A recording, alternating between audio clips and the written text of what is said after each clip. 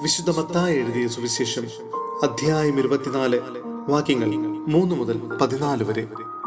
വേദനകളുടെ ആരംഭം.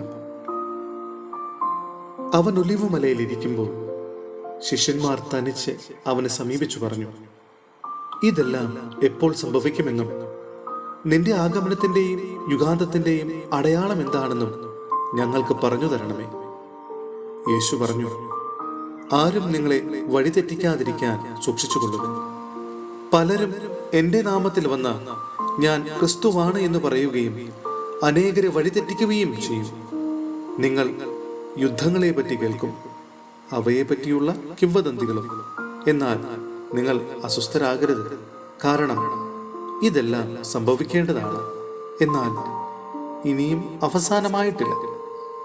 ജനം ജനത്തിനെതിരായും രാജ്യം രാജ്യത്തിനെതിരായും ഉണർന്നെഴുന്നേൽക്കും. ക്ഷാമങ്ങളും ഭൂകമ്പങ്ങളും പല സ്ഥലങ്ങളിലും ഉണ്ടാകും. ഇതെല്ലാം ഈറ്റുനോവിന്റെ ആരംഭം മാത്രമാണ്. അവർ നിങ്ങളെ പീഡനത്തിന് ഏൽപ്പിച്ചു കൊടുക്കും. അവർ നിങ്ങളെ വധിക്കും.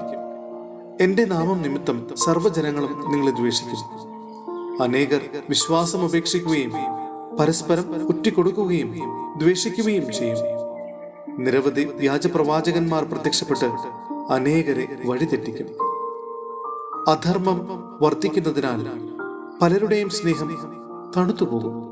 എന്നാൽ അവസാനം വരെ സഹിച്ചു നിൽക്കുന്നവൻ രക്ഷിക്കപ്പെടും.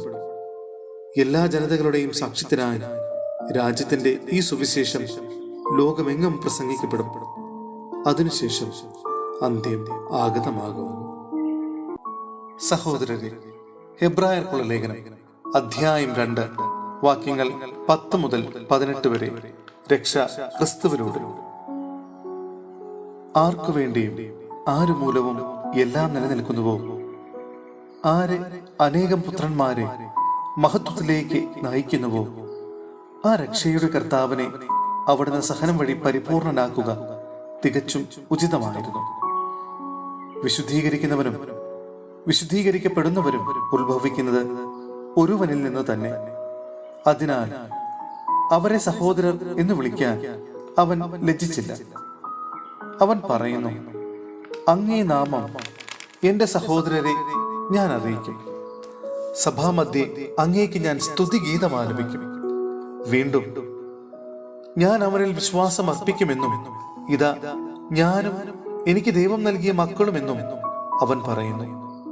മക്കൾ ഒരേ മാംസത്തിലും രക്തത്തിലും ഭാഗഭാക്കുകളാവുന്നതുപോലെ അവനും അവയെ ഭാഗഭാക്കായി.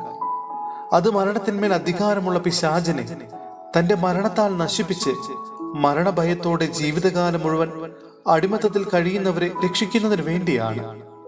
എന്തെന്നാൽ അവൻ സ്വന്തമായി എടുത്തത് ദൈവദൂതന്മാരെയല്ല, അബ്രാഹത്തിന്റെ സന്തതിയെയാണ്.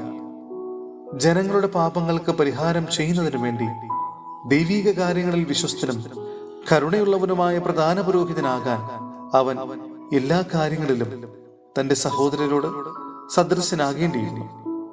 അവൻ പീഡ സഹിക്കുകയും പരീക്ഷിക്കപ്പെടുകയും ചെയ്തതുകൊണ്ട് പരീക്ഷിക്കപ്പെടുന്നവരെ സഹായിക്കാൻ അവന് സാധിക്കുമല്ലോ.